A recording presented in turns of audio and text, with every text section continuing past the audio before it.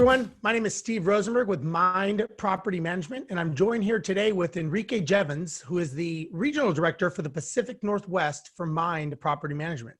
Enrique, thank you so much for joining me today, buddy. All right. Good to see you again. Good to see you. So today I want to talk about being an investor and buying properties in Seattle, Pacific Northwest. Now, you and I are both investors. We love owning real estate. You've got, I don't know, 4,000 properties. I don't know what you own, but you've got a lot of real estate that you own. You're a big believer. I am as well. Tell our guest, why do you think Seattle, Pacific Northwest is the area to own property? What are some reasons, in your opinion, that it makes sense? Yeah, it definitely makes sense. And obviously, yes, I am always purchasing right at the moment. I happen to have 73 homes and apartments, but I've had up to over 200. So I've done things, I've partnered with other folks in the past. The 73 I own, those are currently ones that I personally own by myself without any partnerships, but I have partnered before. I've also repositioned and sold properties. And so it just depends on, as the market has been gotten really good. I've actually been more on a selling spree than a buying spree, but there is money to be made in either market going up or down. Seattle is a great area to buy in, as is the entire state of Washington. So the beautiful thing about Seattle, as is true of a lot of other cities, with San Francisco Bay Area, Portland, other Austin, Texas, there's all sorts of number of cities throughout the United States that are booming and doing really well. So Seattle is one of the cities that is doing exceptionally well. Amazon has been on a huge hiring spree for many years now and continues hiring away like crazy. So thank you to everyone out there who is purchasing items on Amazon.com, but because that's benefiting myself indirectly, personally. But because there's such a high demand, there's a couple of reasons to purchase rental properties. One is for cash flow, and certainly that's what's important for a lot of people is they want or need that immediate cash flow. And the secondary purpose is appreciation.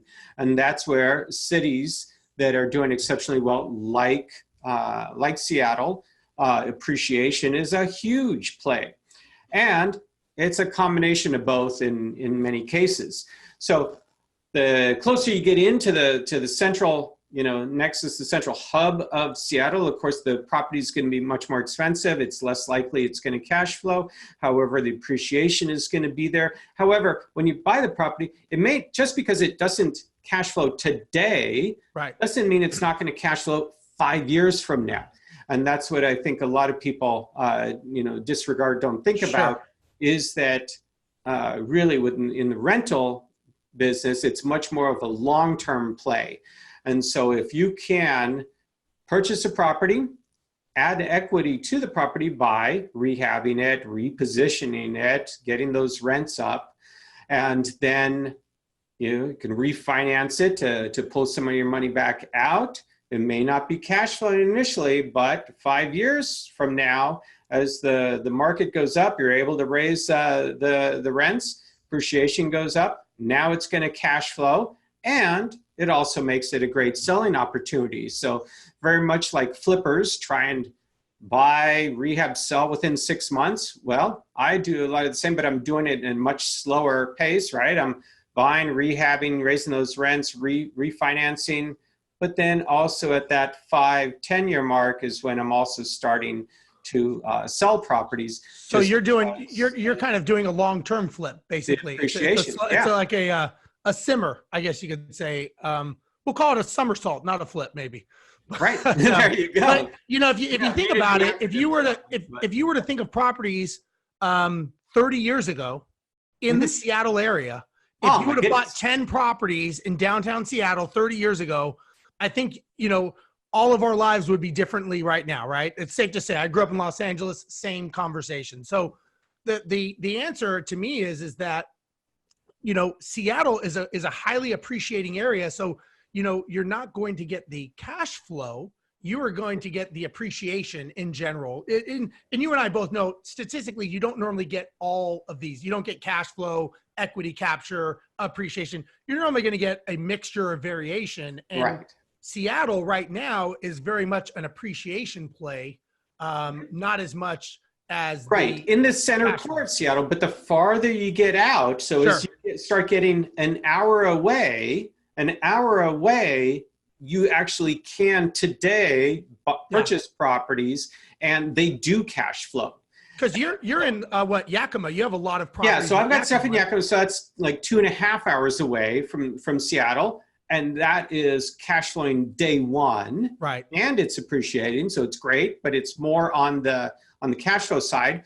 Also close to Seattle is the city of Tacoma. Tacoma stuff will cash flow day one, and we're just talking about an hour drive south of Seattle. So there is stuff still, it starts to appreciate less, but cash flow more the farther you get out. But certainly, it's a combination of both. It's not an either or. So the other beautiful thing about Seattle and some other major cities is that they have so many sources of income. So it's not just a one business town. It's not just Amazon. It's not just stable, Microsoft. Different drivers coming in. Right? You got Boeing is a huge employer. And so Microsoft, there's lots of little companies, but there's also lots of shipping. Yep. Huge shipyards with shipping coming in from China and such. And there's just so many other sources of income. So those tourism, you've obviously got a lot of tourism there. So that's tourism, stable, and the cruise ship industry, taking cruises to Alaska, things like that. Yeah. So all those are things that you want to look for. So because that's going to be an indicator of how successful that city is going to be in the long run. Right. And so Seattle is one of those cities that has all of that.